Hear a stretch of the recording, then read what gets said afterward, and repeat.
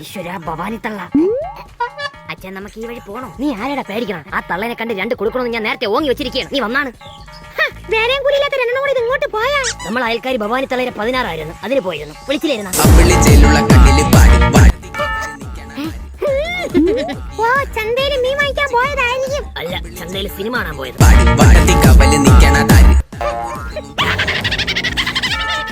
മീനിന്റെ കെട്ടവാണ് ഇങ്ങ് അടിക്കണം. രണ്ടെണ്ണവും കൂടെ ഏതാ പൊട്ടന്റെ കയ്യിൽ നിന്ന് വാങ്ങിച്ചോണ്ട് വന്നേക്കാണ്. സത്യം, നിന്റെ ഭർത്താവ് ചാളവാസുവിനെ വാങ്ങിച്ചത് തന്നെ ഈ മീൻ.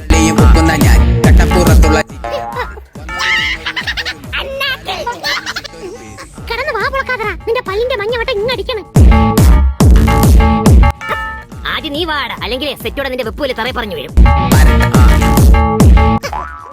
അയ്യോ, എനിക്ക് വയ്യ ഈ ഭ്രാന്തന്മാരോട് നിന്ന് സംസാരിക്കാൻ. കുതിരവട്ടത്തുനിന്ന് ചങ്ങല പൊട്ടിച്ച് ചാടി വന്ന് നിന്നോട് സംസാരിക്കാനും ഞങ്ങൾക്ക് തീരെ താല്പര്യമില്ല.